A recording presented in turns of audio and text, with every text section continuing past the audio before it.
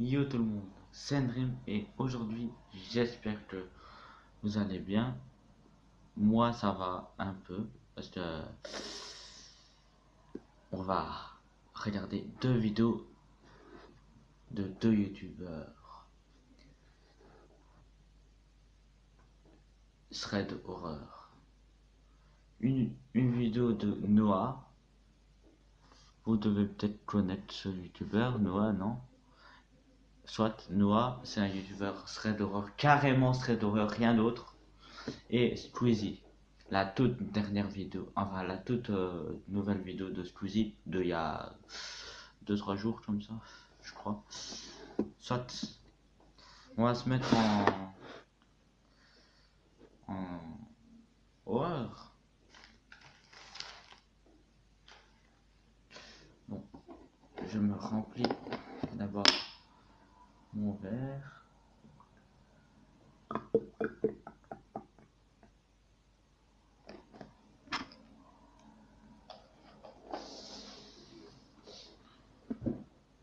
Je remplis d'abord mon verre.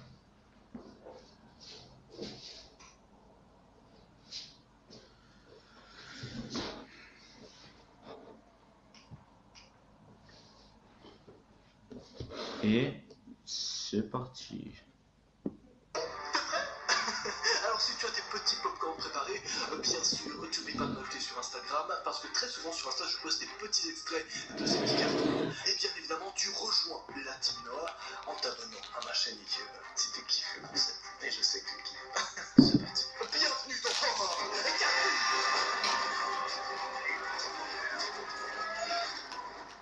Je me permets juste de préciser quelques éléments, notamment que dans chaque épisode de cette série horror cartoon, nous allons essayer de varier les styles d'animation, histoire de faire plonger à chaque fois dans un univers différent, tout en gardant bien sûr des affaires réelles en fond. Mais donc étonne-toi pas si tu vois tout d'un coup différents styles d'animation. Personnellement, je trouve ça super stylé de varier un petit peu les plaisirs et avoir à chaque fois une expérience beaucoup plus rafraîchissante. J'ai l'impression que je suis en train de prendre un jus d'orange, tester la nouvelle saveur rafraîchissante. Goût pisse de cheval. C'était un peu beauf. C'était un petit peu beauf quand même.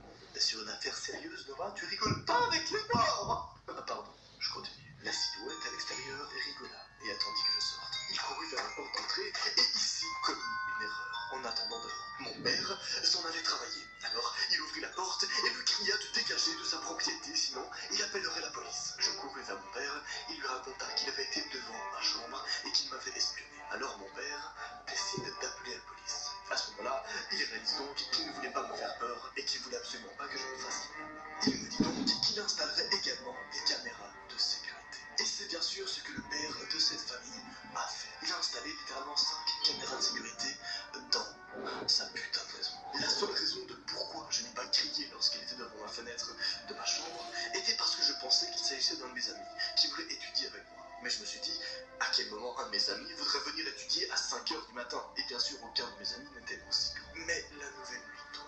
Cette nuit-là, j'entendis quelqu'un rire dans mon placard. Je n'ai pas ouvert mes yeux, mais j'avais peur de mourir, jusqu'à ce que j'entende qu'il était en train de gratter la porte de mon placard avec quelque chose qui ressemblait à un couteau. J'attendis une minute ou deux, jusqu'à ce que j'aie assez de courage pour courir et hurler pour ma vie jusqu'à la chambre de mes parents et verrouiller la porte. Je leur expliqua ce qu'il s'était passé et qu'il y avait quelqu'un dans mon placard. Ma mère appela alors le 911. L'homme disait des choses du type « Sors et je ne montrerai pas à tes parents comment je te poignarde. Bordel, viens, ouvre ces portes !» Et ce fut la chose qui m'a fait le plus peur. Parce que mon cerveau m'alertait qu'il y avait un couteau, bordel. Quelques secondes plus tard, nous avons entendu des sirènes et la police défonçait la porte. Hurlant « Police, lâchez votre arme et mettez vos mains en l'air !» Mes parents et moi avons été prévenus qu'il était parti. J'ai eu énormément de chance que mon placard soit loin de mon lit. Et d'ailleurs, on connaît actuellement le fin mot de l'affaire, surtout qui était cet homme. Il s'avérait que l'homme était un malade mental qui s'était échappé de son hôpital psychiatrique en poignardant le garde. Depuis, mes parents ont installé des caméras de sécurité dans chaque pièce et à l'extérieur. Qui sait ce qu'il me serait arrivé si je ne l'avais pas entendu rire dans mon placard ou s'il s'était caché sous mon lit? Aurais-je été poignardé à mort? Depuis ce jour-là, je ne sais toujours pas comment il est entré dans la maison de mes parents. Peut-être que mes parents ont oublié de fermer la porte d'entrée à clé, ou qu'il s'est introduit par la fenêtre de ma chambre.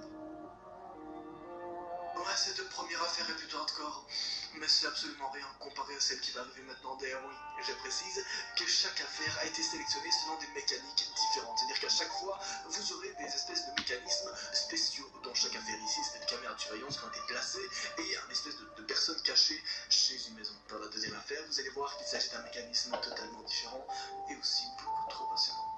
On y va direct. Il y a quelques années, j'ai loué l'appartement d'un de mes amis. Il l'avait récemment acheté et complètement rénové. Il l'a mis en vente, mais ne trouvait pas d'acheteur, donc je lui ai proposé de le lui louer pendant un temps. Après avoir emménagé, j'ai réalisé qu'il y avait quelque chose qui n'allait pas avec la voisine de lui. Elle avait environ 45 ans, mais elle faisait plus. Elle s'asseyait toute la nuit et écoutait de la radio chrétienne en parlant fort à quelqu'un. C'est allé jusqu'au point où je n'arrivais pas à dormir, donc je suis allé la voir pour lui demander d'arrêter. Elle ouvrit la porte et je jetai un rapide coup d'œil. Ces murs avaient tous des croix peintes en différentes couleurs et des mots comme Jésus ou Ange étaient gravés partout. Les fenêtres étaient peintes en noir, ne laissant pas la lumière entrer. C'était humide, il y avait des tapis jaunes et tachés, de la merde de chiens et des cafards de partout. Mais aucun chien. Je lui ai demandé de s'arrêter, elle m'a juste regardé et a fermé la porte. Puis, elle alluma la radio encore plus fort. Le lendemain, ma copine restait à la maison. Je me réveillai au milieu de la nuit et vis l'ombre de quelqu'un à côté du lit, me regardant en train de dormir. Je pensais être en train d'halluciner, comme il m'arrive parfois quand je suis endormi. Mais l'ombre commença à parler. C'était ma voisine, et elle tenait quelque chose dans sa main. Elle était entrée par effraction dans la nuit, et qui sait depuis combien de temps elle était là. Tu devrais verrouiller ta porte la nuit, dit-elle, et sortit.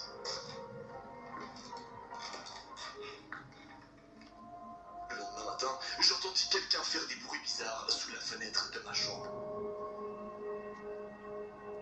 C'était encore ma voisine, se parlant à elle-même. Elle tenait un sac en plastique avec son chien mort et pourrissant dedans.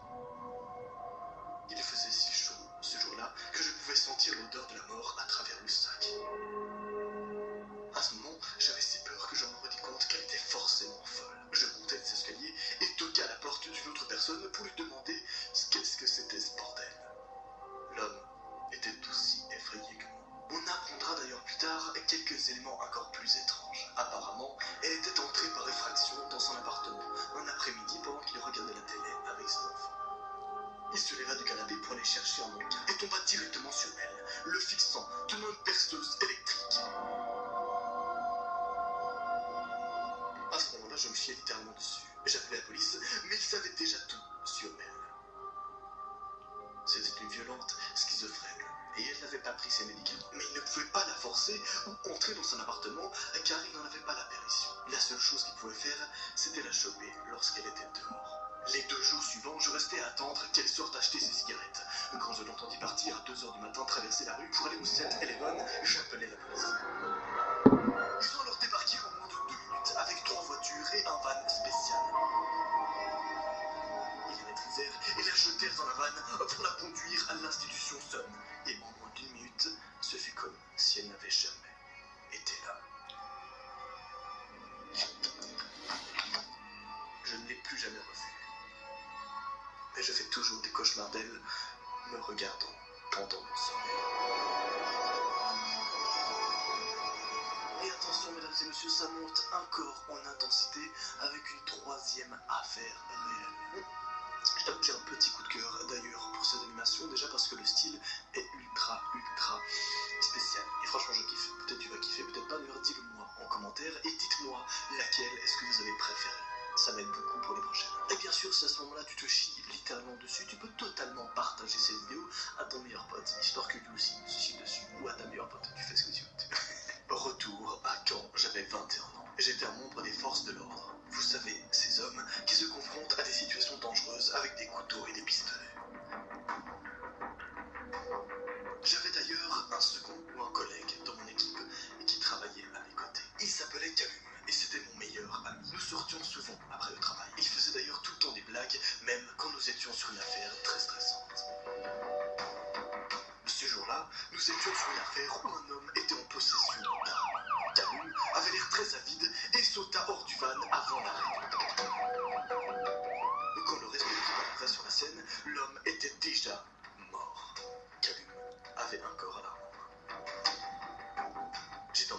avec Allume pourquoi il était si pressé de le faire, et il me répondit qu'il n'y avait pas de raison particulière, qu'il était juste surexcité. Je l'ai cru, parce que c'était mon meilleur ami. Encore plus tard, quand j'inspectais l'homme qui avait été tué, j'ai regardé sur les réseaux sociaux et j'ai vu que lui et Callum avaient posté une photo sur Facebook. Après d'autres recherches, j'ai réalisé qu'il y avait des milliers de messages entre eux avec beaucoup d'informations. Je compris que tuer cet homme était alors son but. Oui, il s'agit ici d'une affaire qui a touché deux policiers, un policier principal et son camarade Callum. Callum serait donc impliqué dans une affaire dans laquelle il a un peu usé de son pouvoir de policier, et pas qu'un peu, étant donné qu'il a tué quelqu'un. Pourquoi? Et surtout, qu'est-ce qui s'est passé? Vous allez le comprendre. Après la pub. Il n'y a pas de pub, on est sur YouTube. Bang, bang, bang. Enfin, s'il y a des pubs, mais c'est pas les vents. Oh, ça va, on a compris, hein. J'avais en revanche rien pour prouver que Callum voulait le tuer. Cependant, il a tout de même été convoqué au tribunal et condamné à 3 ans de prison. J'ai témoigné contre lui et nous étions plus amis. Plus tard, le temps s'est écoulé. Quand j'ai eu 24 ans, j'étais toujours dans les forces de l'ordre. Tout ce qui s'était passé avec Callum était derrière moi et j'étais heureux dans ma vie. Un soir, lorsque je suis rentré du travail, je remarque que mon appartement était totalement en bordel. J'appelais la police et leur racontais, mais ils ne pouvaient rien faire, car il n'y avait pas d'enregistrement vidéo. Mais j'étais persuadé que quelqu'un était venu. Quand je me suis mis au lit, je vis un post-it sur ma lampe de chevet, avec écrit dessus « Souviens-toi de moi ». J'ai immédiatement reconnu Callum. C'était sa revanche.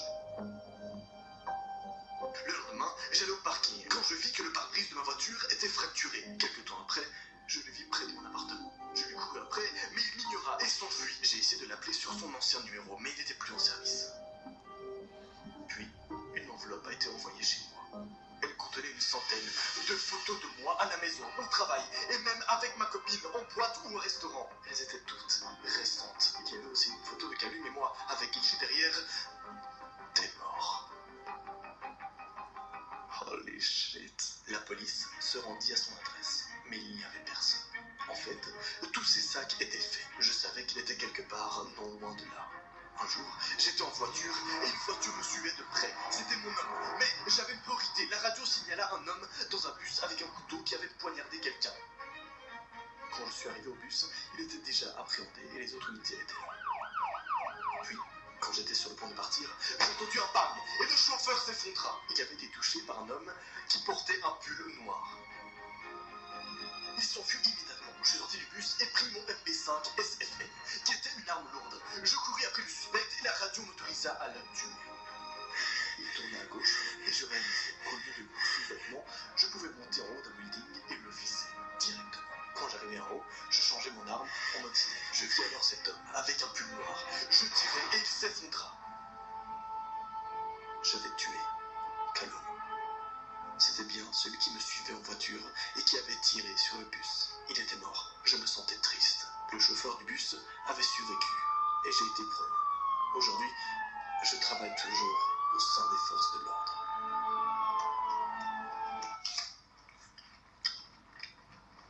On continue.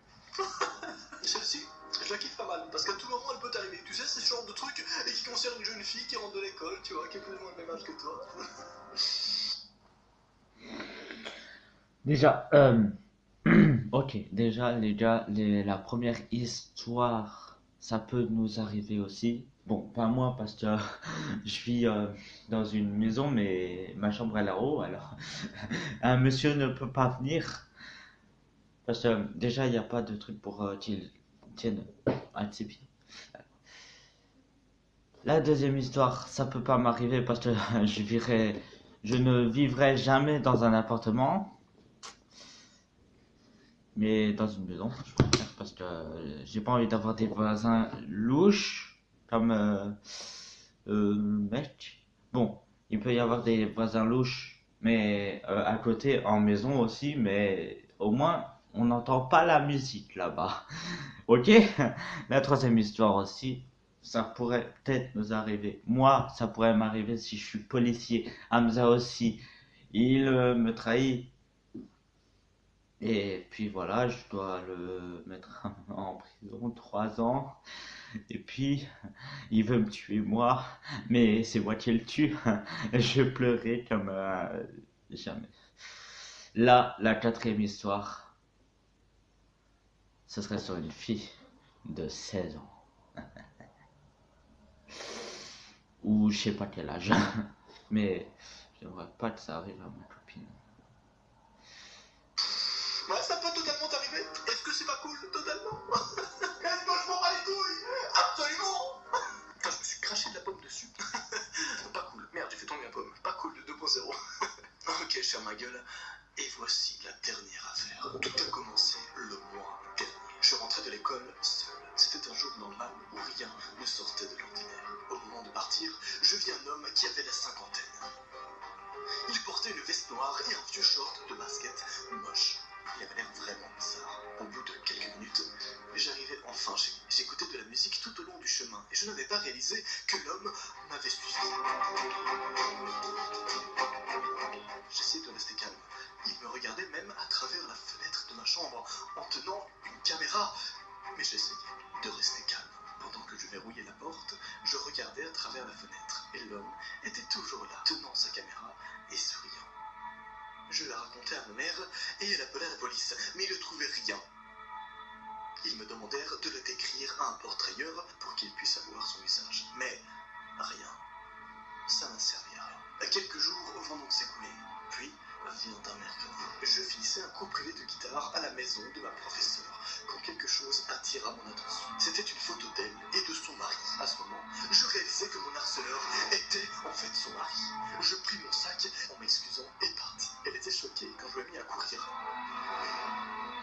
Peu de temps après, j'ouvris mon sac et quelque chose tomba. C'était une enveloppe pleine de photos de moi. Des photos de moi me changeant dans ma chambre.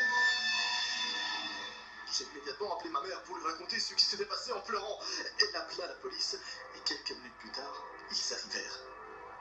Ma mère leur raconta qu'ils allèrent à la maison de ma professeure pour leur poser plusieurs questions à propos de son mari et de n'importe quelles activités étranges. Elle garda le silence.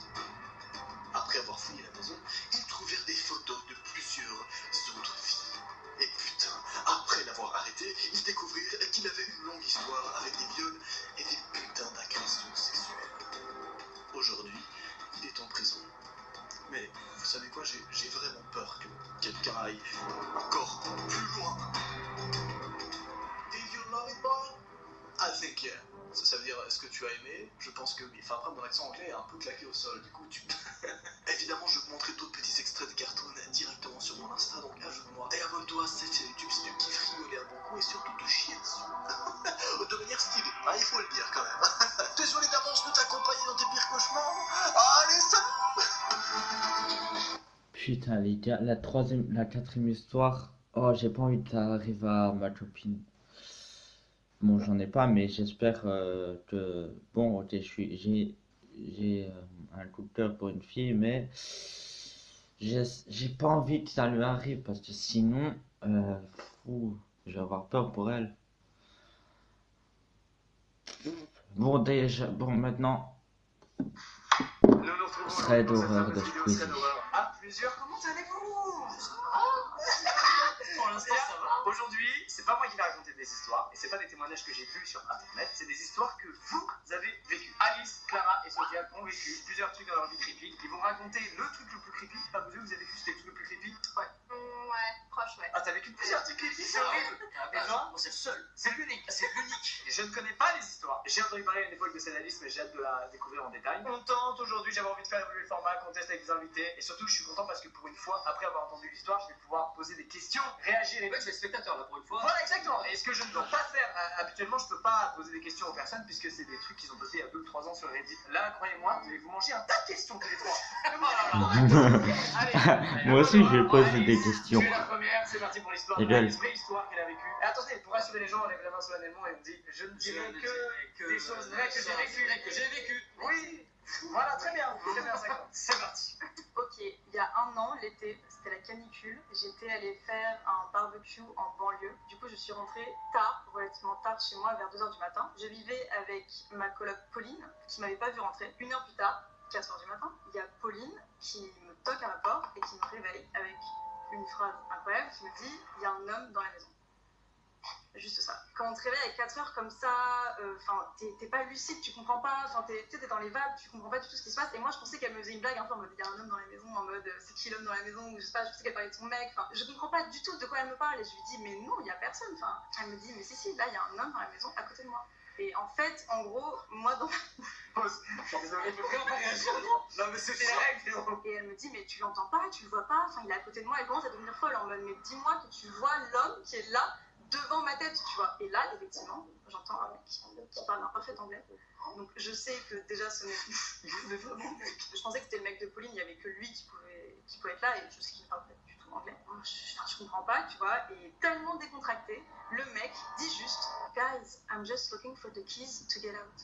Parce que tu peux pas sortir de chez moi sans clé, parce qu'il n'y a pas de poignée en fait. Genre, juste il me demande comme ça, où sont tes clés quoi.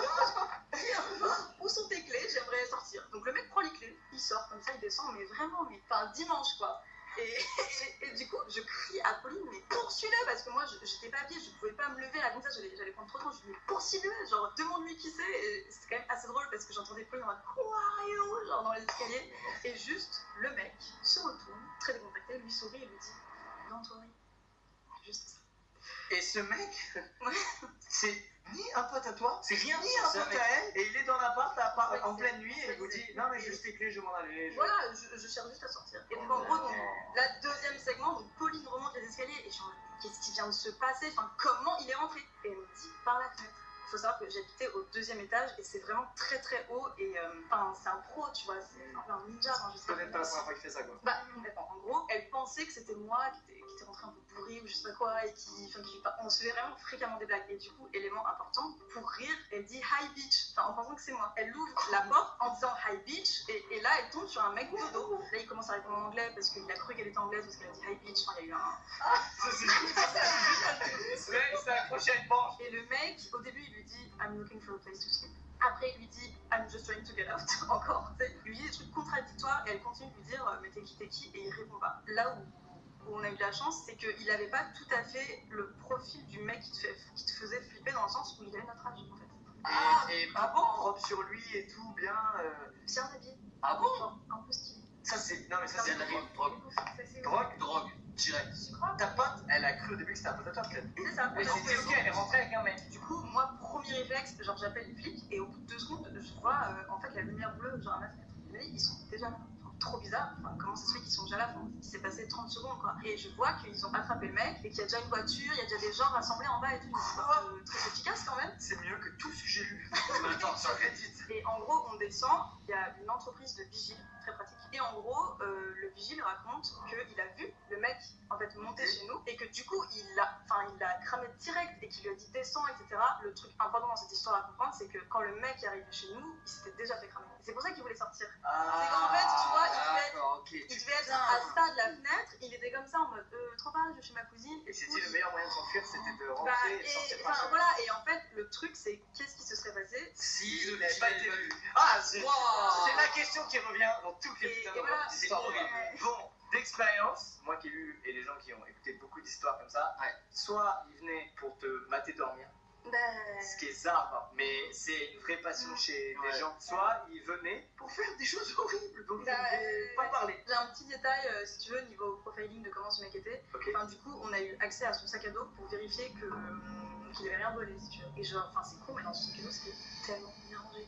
En mode le Tupperware pour midi. Non, mais ça, c'est pas normal. Ah là là, là, c'est vraiment Jean-Michel.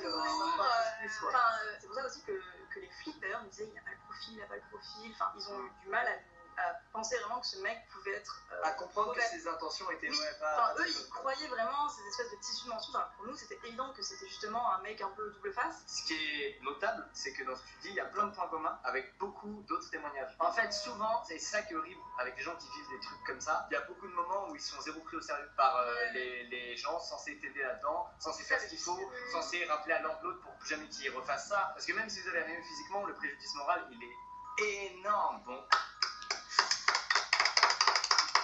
Les gars, l'histoire, je l'ai pas bien entendue. Je l'ai pas bien entendue. Enfin, si, là maintenant, si, mais la première fois où je l'ai regardé, j'ai pas bien entendu ce qu'elle a raconté parce que j'étais un peu fatigué, vous voyez. Alors, Voilà, mais là, je comprends très bien qu'est-ce qui lui est arrivé. Franchement, ça peut nous arriver à tous. Déjà, la police était dehors. Fou, là, là, là, là. Mais c'est bien qu'ils l'ont chopé. Il a chopé le mec parce que sinon, il les aurait peut-être fait des trucs sexuels. Attends, comment on dit ça encore Enfin, voilà quoi. Il aurait fait des trucs sexuels, mais pas. Voilà, pas comme les amoureux, vous voyez. Comme un tueur ou je sais pas quoi. Là. Voilà, il les aura violés, voilà, voilà. Violés. Je cherchais le mot, il les aura violés si. Donc voilà. S'il se serait pas fait choper, voilà. Il aurait. Il les aurait, voilà. Allez, prochaine histoire. Très bien raconté, incroyable. Attends, tout ce que je dis dans les chats, ça arrive pour le mec. Oui, c'est ça. Attends, je pense à plein de trucs là. Je me dis, si le mec regarde cette vidéo là. Ouais, ah mais c'est possible. Crois-moi, dans les commentaires, hein, it was me. Hmm. Don't worry. Clara, tu crois que c'est ton tour? Alors, c'est pas du tout le même truc. Moi, c'est un truc un peu plus fou, au sens où il y a vraiment de la folie dans l'histoire. Une histoire qui arrive il y a quelques années, plus spécifiquement à mon père. Ce qu'il faut savoir, c'est que mon père, donc, il a un cabinet médical qui est au rez-de-chaussée d'une maison, dont la porte est ouverte. Du coup, quand le cabinet est ouvert, la porte d'entrée, tu rentres comme tu veux. Sauf qu'en vrai, personne ferme la porte, puisque bah, voilà, il y a que ma cousine, ses 3 enfants et son mari qui vivaient au 2e étage. Et donc, du coup, un jour, Oh là là. Je veux savoir là. Je suis à fond dedans là, j'ai fini. Ah ouais, de ouf. Là, j'ai le plan et tout, là, je suis dans ma tête, je suis au taquet. bref, donc un jour, ma cousine prend cette machine de linge pour faire la lessive de ses enfants au premier étage, et puis entre-temps, elle descend vers la secrétaire, elle lui dit bonjour, blablabla, elle discute, nanana. Puis elle remonte pour aller dans la lingerie, et puis là, elle capte que dans l'appartement, il y a plein de trucs qui ont changé. Pas chez elle, mais au premier. Il y a plein de trucs qui ont changé, des trucs super chelous. Genre les photos de famille sont face contre terre, enfin face contre meuble. Les photos de mon père, elles, sont toujours droites, y compris celles de mon grand frère qui ressemble beaucoup à mon père. Et en plus de ça, il y a des photos d'une meuf. Genre d'une meuf. Est-ce qu'ils se sont ajoutés aux autres Ils sont photos? ajoutés aux autres photos. Et dès là, ma cousine, elle se dit, il y a un truc chelou, cette meuf, elle me dit quelque chose. Et il y a du linge d'enfant étendu partout dans l'appartement. Personne ne vivait dedans. Personne ne vivait. Attends, c'est quoi le premier étage, Le rappelle-moi? premier étage, c'est un appart genre vide. En fait, en gros, c'était une grande maison de maître et du coup, les 2 étages du dessus, ça a été transformé en appart. Ok, Ma cousine, elle vit tout en haut et au premier, il y avait personne à ce moment-là. ok. Donc elle se dit, ok, je vais faire le tour de la maison. Donc elle regarde dans chaque pièce, la cuisine, il n'y a rien, il n'y a rien. Elle va dans le salon et là, qu'est-ce qu'elle voit? Elle voit une meuf qui est assise dans un fauteuil à l'autre côté de la pièce. Genre, comme ça, le regard vide. Donc elle essaie de lui parler, tu veux lui parler, Putain, tu c'est vois ça, bête. tu sais pas comment réagir. Dégueulasse. Du coup, choquée, donc elle fait, ça va? Enfin, bonjour, pas de réponse, rien. Regard vide, pareil, tu vois. Elle continue de lui parler en mode, est-ce que vous êtes perdu? Qu'est-ce que vous faites là? Est-ce que vous savez où vous êtes? La meuf se lève d'un coup. Sortez de chez moi! Et là, Oh non, non, pas ça, putain. et d'un coup, ma cousine elle dit, attends, les gamins ils sont en train de dormir entre nous. Pas sûr. Ah, c'est elle est allée là où il y avait les gens avant d'aller. Ah. Donc ma cousine elle monte les escaliers avec la boule au ventre en mode qu'est-ce que je vais retrouver chez moi quoi. Et en fait elle arrive dans la chambre des enfants dorment, genre ils sont tous dormir. Elle a sorti ça comme ça. Mais j'attendais que cette réponse, moi. Mais par contre leur chambre elle est complètement sans dessous quoi, genre enfin elle a pris plein de trucs machin. Et entre temps donc elle appelle les flics quand elle est en haut pour leur dire bah il y a eu une intrusion chez moi, il y a une meuf qui est là, qui se croit chez elle, qui a défoncé l'appart, elle a mis que des photos, enfin trop bizarre quoi. Les flics sont arrivés, ils ont embarqué la meuf et en fait c'est une meuf qui, pour les conclusions de l'histoire, était une patiente à mon père il y a très longtemps. Et en fait elle est tombée éperdument amoureuse de mon père, à coup de lettres d'amour, machin super creepy avec des yeux en relief en 3D là sur l'enveloppe. Oh non. Super chelou. Et donc l'histoire se finit là. En gros, elle a été embarquée en HP, ses parents se sont excusés pour ce qui s'était passé. Et en fait, elle a fait un total sweep. Waouh. C'est incroyable. Waouh. Et le mec, attends, c'est ton père et qui? C'est sur notre photo que tu as dit qu'il ressemble à le frère. C'est drôle parce que du coup, elle s'est dit, c'est peut-être le frère, j'ai un doute. Oh, vas-y, Ah, c'est peut-être le daron quand il était jeune. c'est ça qui a été jeune. On va regarder. Il y a un truc où clairement elle s'est inventée qu'elle avait des Mais Mais ça, Alors, c'est. Par contre, en fait, ce truc-là, c'est horrible à vivre parce que c'est bouleverse et tout. Il y a intrusion, la personne elle touche à tes affaires et tout, c'est hyper violent. Ouais. C'est ce que je pense. Mais en fait, c'est une maladie dont j'ai oublié le nom, un vrai syndrome que beaucoup de gens ont en fait. Ouais, à fond. Et surtout envers des big stars. Tu Ouais. vois, il y a beaucoup de Ouais, stars. ouais, c'est Il y a Brad Pitt. Il a eu ça, Brad Pitt. Brad Pitt, il l'a eu de ouf. Mylène Farmer aussi. Mylène Ouais, Farmer, ouais. voilà. Il y a beaucoup de grandes stars où ils sont rentrés chez eux. Il y a quelqu'un. Et il y a quelqu'un qui est là, genre, moi aussi, je t'ai pas Ouais, vu. donc. Et vraiment, la star qui dit, je te connais pas en fait. Sofiane, are you ready, man? Bah ouais, vas-y. Toi, t'as raconté tes histoires à Luciole. Moi, je ouais. Ok. Déjà, la deuxième histoire, elle est cool.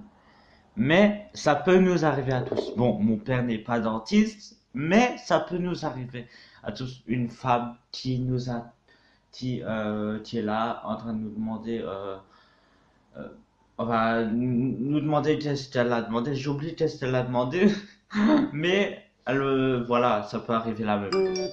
Voilà.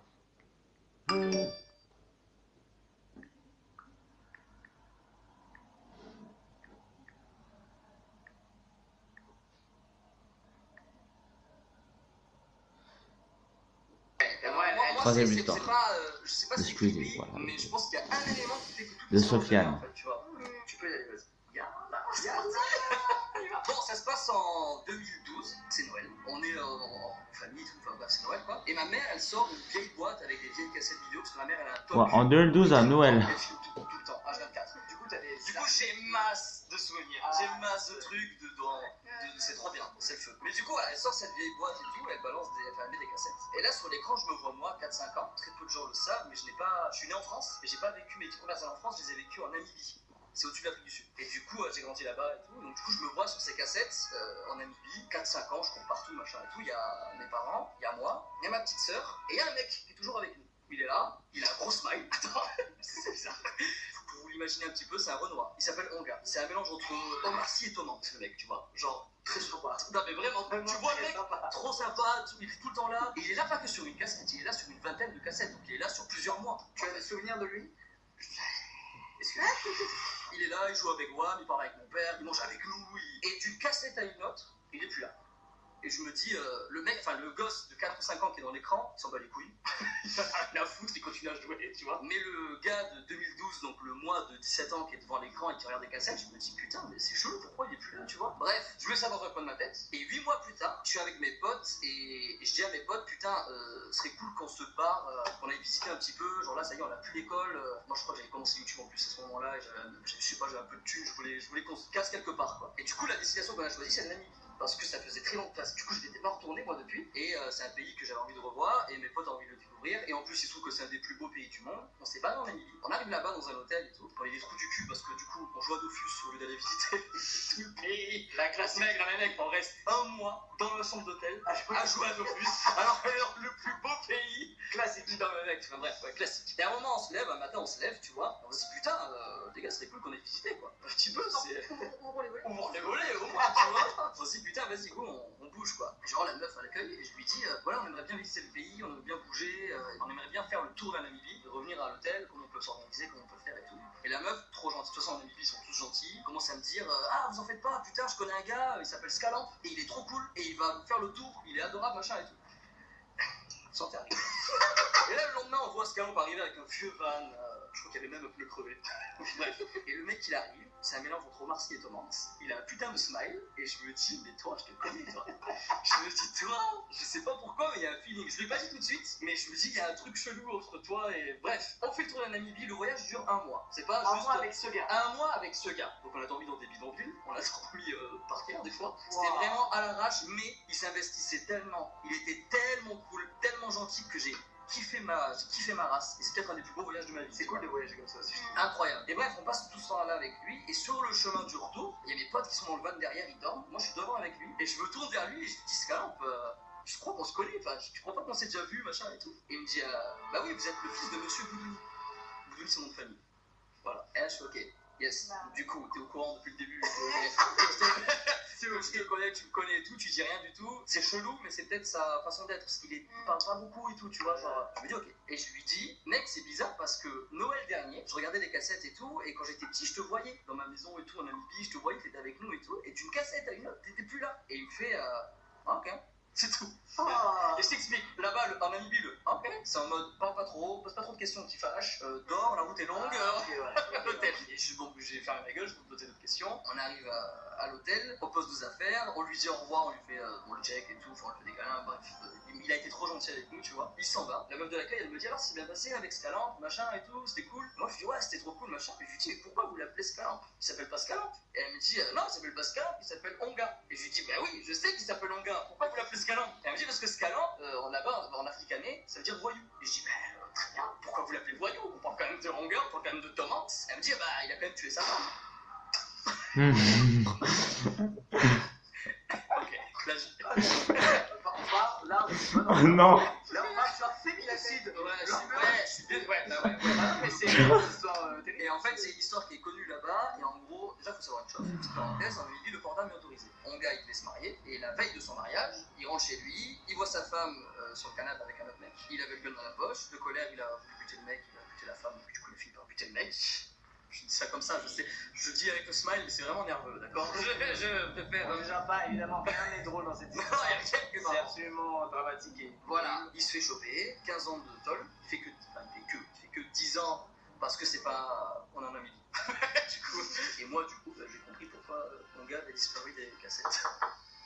Oh c'est Onga. C'est mon gars, mec. Mec, c'est. Voilà. C'est très bâton, mec. Ouais. C'est crime passionnel et c'est arrivé malheureusement beaucoup de fois. Non mais mec, quand j'ai appris ça, j'étais en mode, en plus il y a des potes qui étaient là, je leur ai dit, mais il n'y en a pas un qui croyait quoi que ce soit, tu vois, et c'est vrai, il s'avère que c'est vrai en fait. En fait, c'est juste bouleversant que t'aies été si proche d'un mec qui a Ouais, c'est ça, en fait. tué sa femme. C'est ça en fait, c'est que je connais personne dans ma vie, personne d'autre, qui a tué quelqu'un. Moi je trouve ça choquant. Tu connais quelqu'un qui a tué quelqu'un? Genre voilà, non mais oui, non, mais c'est chaud. Je suis très content. Ouais, vraiment. Et ben on va C'est terrible, les gars, ça pourrait trop nous arriver. Est-ce que cette édition. Les gars, quelqu'un qu'on connaît, et que quelques années après, on sait que c'est un tueur, je voudrais pas du tout. Voilà.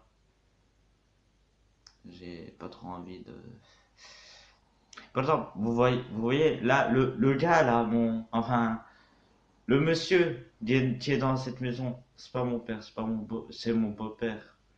Imaginez, mon père, mon vrai père, il revient, il dit, ouais, je suis content de te voir.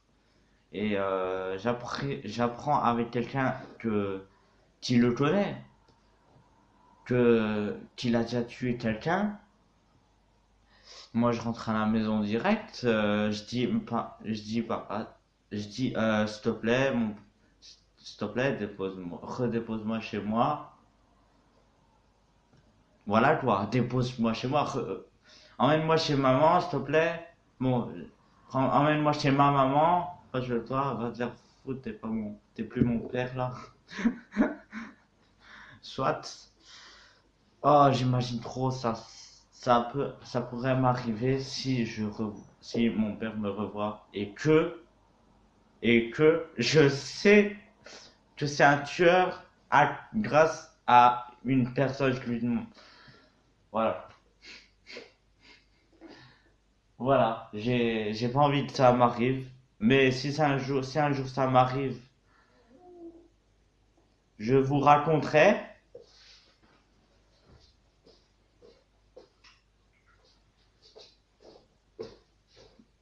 Les gars, franchement, j'ai pas envie que ça m'arrive à moi. Si un jour ça m'arrive, ça va être terrible. Mais imaginez, il me tue mon père. Imaginez, il me tue, le père que j'ai plus vu depuis longtemps. Imaginez, il me tue. Il dit, j'ai déjà tué quelqu'un, mais j'ai tué quoi? Toi quand même. Oui, moi je suis refait. Moi je suis content aussi d'avoir compris tout ça, c'est chaud. Bon, je suis un peu fait mais j'ai compris pourquoi les gens aimaient bien les vidéos d'horreur. Parce que là j'étais un peu à la place des gens. Ah, ok. Et j'ai vraiment. Merci beaucoup d'être venu, d'avoir parlé de ça, c'était vraiment cool. Et puis dites-nous les gens si ça vous a plu. Si vous avez des petites questions, n'hésitez pas. Je pense que ils iront vous répondre dans les commentaires. Pas du tout. Ils sont des réactifs, ils s'en foutent. Allez, je vous dis à très bientôt pour un prochain une prochaine vidéo. Je suis très content d'avoir fait ça. Merci. C'est dommage, je suis vraiment content, c'était trop bien.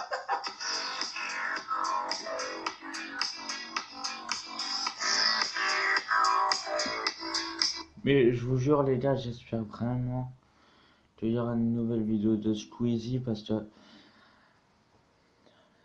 une baleine sur Terre.